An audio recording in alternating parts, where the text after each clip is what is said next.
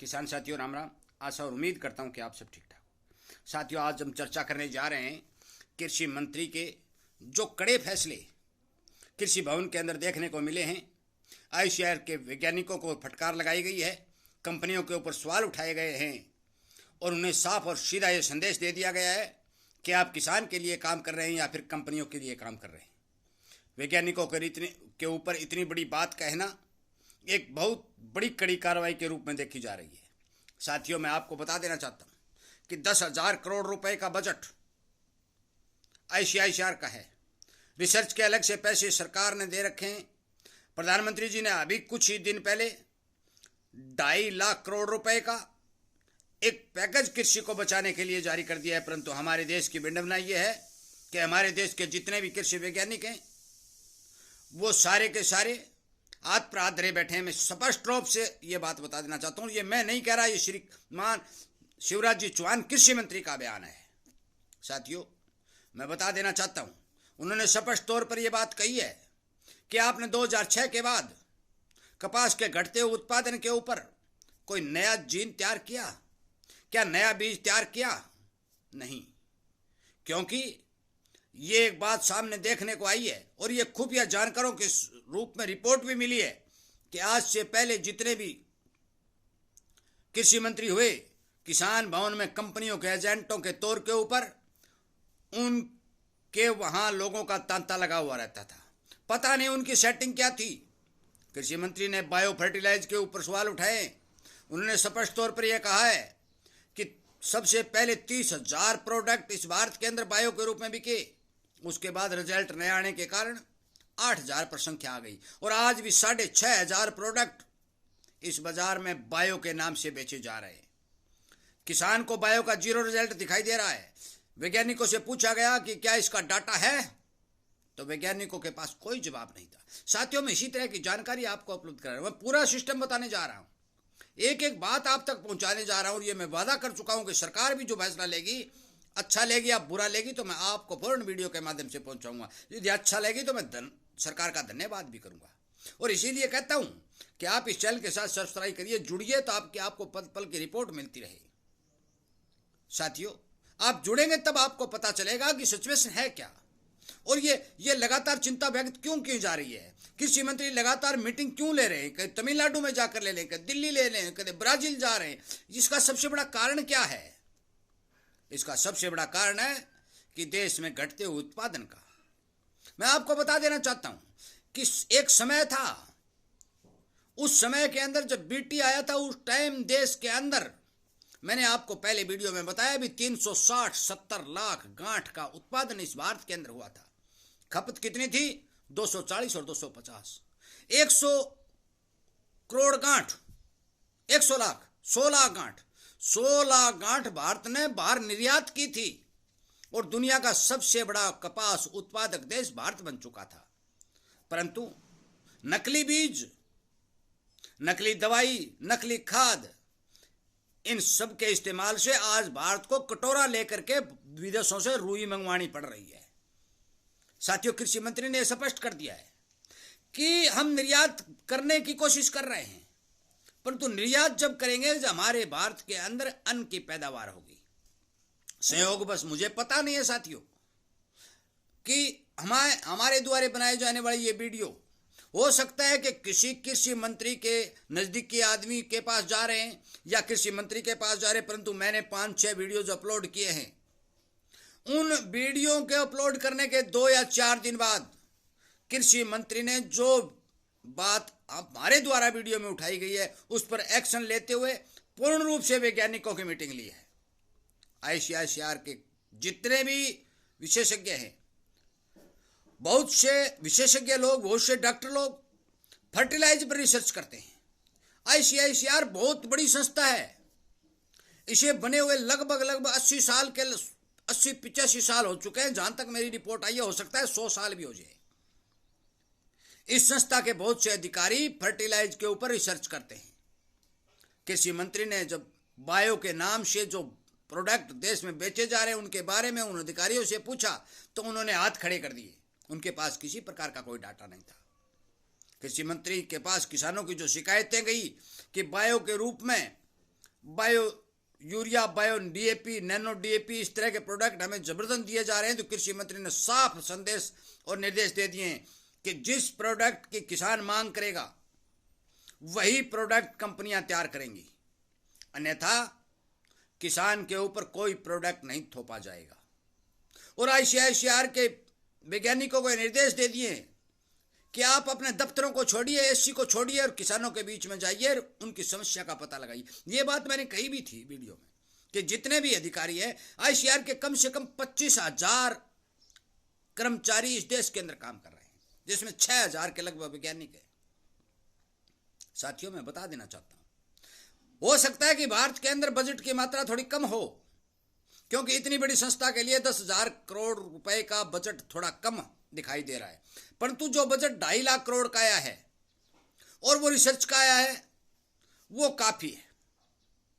साथियों, मैं आपको बता देना चाहता हूं कि देश के अंदर घटते हुए उत्पादन को बढ़ाने के लिए सरकार लगातार हाथ और पैर मार रही है।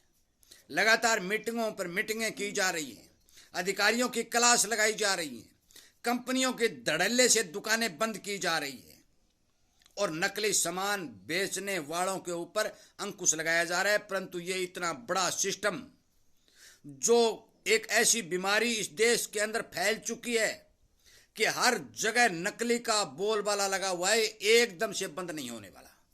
परंतु इसे बंद करने के लिए साथियों, मैं आपसे हाथ जोड़कर निवेदन करता हूं कि किसान यदि जागरूक हो गया और किसान यदि सावधान हो गया तो कोई भी नकली दवाई, कोई भी नकली खाद, कोई भी नकली बीज किसान के खेत तक नहीं पहुंच सकता। ये किसान जो है ये अनजाने में नकली सामान खरीद के यूज कर रहा है, क्योंकि कृषि मंत्री ने यह भी साफ कहा है कि वैज्ञानिकों या कृषि अधिकारियों सभी को कि किसानों के बीच में जाइए और उन्हें नकली खाद, नकली बीज और नकली पेस्टिसाइड का पहचान बताइए ताकि वो नकली चीजों से बच सकें। साथियों, थोड़ा बहुत समय जरूर लगेगा, परंतु आने वाले समय में मैं आपको बता दूं कि इस भारत के अंदर नकली का बोलबाला खत्म होने की पूर्ण रूप से संभावना बन रही है, क्योंकि किसान जागृत होता जा रहा है। जिस चीज का रिजल्ट नहीं आ रहा है वो किसान उसकी खरीदारी बंद कर रहा है। और उसी के चलते मैं आपको बता देना चाहता हूं कि शुरुआत में जब बायो फर्टिलाइजर या बायो केमिकल के नाम से जो सामान आया उसकी संख्या 30,000 प्रोडक्ट थी। 30,000 से घटकर वो 8,000 आ गई। बाकी कंपनियां बंद हो गई जो सामान बना रही थी, और 8,000 से भी घटकर आज 6,500 प्रोडक्ट इस भारत के अंदर बायो के नाम से बेचे जा रहे हैं। बायो का क्या काम क्या होता है साथियों? बायो के अंदर नहीं तो कोई पोषक तत्व मौजूद होते हैं, बायो ने ही कोई बीमारियों से पौधे की रक्षा करता है। बायो केवल और केवल पौधे की इम्यूनिटी को बढ़ाता है, उसकी रोगों से लड़ने की क्षमता को बढ़ाता है। और वो बायो किसान घर के ऊपर भी तैयार कर सकता है, जो मैं बार बार तैयार करने का तरीका किसान को बता रहा हूं।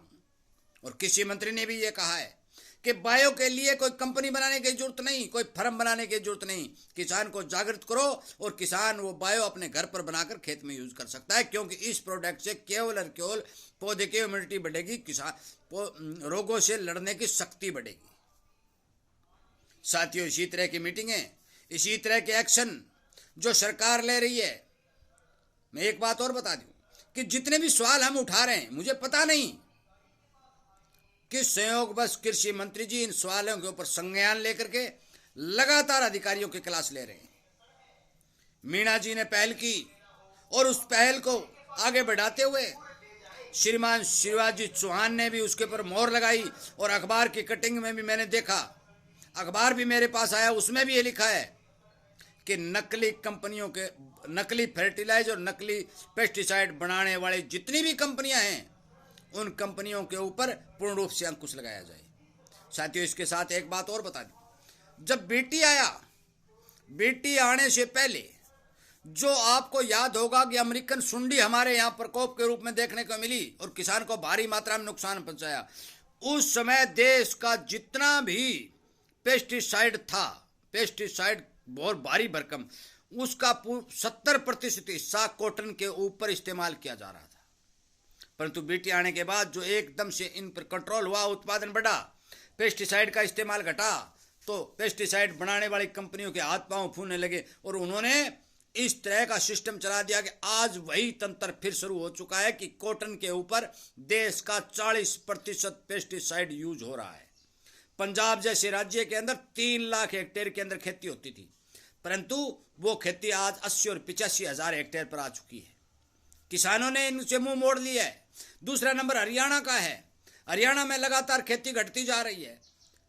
मैं आपको कपास उत्पादन पर कितनी बिजाई हुई है वो भी आंकड़े एक बार आगे देने वाला हूं। एक वीडियो मैं बना भी चुका हूं, दूसरा वीडियो भी बनाऊंगा, सटीक भी बनाऊंगा, क्योंकि उस वीडियो में मैंने जो बात बोली थी कि 90 लाख हेक्टेयर में बिजाई होने की संभावना है, वो भी मेरे पास आंकड़े आ चुके हैं कि 92.2 लाख हेक्टेयर के अंदर कॉटन की बिजाई पूरे देश के अंदर सुनिश्चित हुई है।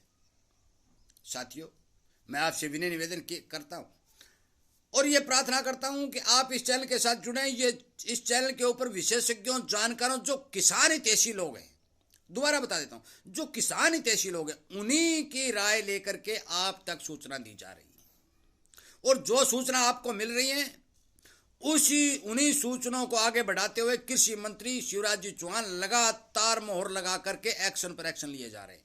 यदि आप इसी तरह के वीडियो शेयर करेंगे और आगे से आगे पहुंचाएंगे, सरकार तक जाएंगे, तो जरूर किसान की सुध लेने वाला कोई न कोई खड़ा होगा। ये पहले कृषि मंत्री हैं जिन्होंने इस बारे जिक्र किया है, इस मुहिम को स्टार्ट किया है। यदि मुहिम खरी उतरती है तो मान के चलो कि आगे आने वाले समय में किसानों का भला होने की संभावना बनती है। इसलिए मैं आपसे विनय निवेदन करता हूं कि आप इसी तरह की जानकारी प्राप्त करते रहें, वीडियो को ज़्यादा से ज़्यादा लोगों तक शेयर करते रहें और आखिर तक सरकार तक पहुंचाने की कोशिश करें, ताकि किसान को किसी भी तरह के नकली प्रोडक्टों से छुटकारा मिल सके और देश का अन्न उत्पादन बढ़ सके, ताकि किसान की 2 पैसे की आमदनी भी बने। वीडियो सुनने के लिए, लाइक और शेयर करने के लिए, चैनल के साथ जुड़ करके इस मुहिम को आगे बढ़ाने के लिए मैं आप सबका धन्यवाद करते हुए उम्मीद करूंगा कि आप जरूर इन बातों पर ध्यान देंगे और नकली सामान के ऊपर अंकुश लगाने में अपना सहयोग प्रदान करेंगे। जय हिंद।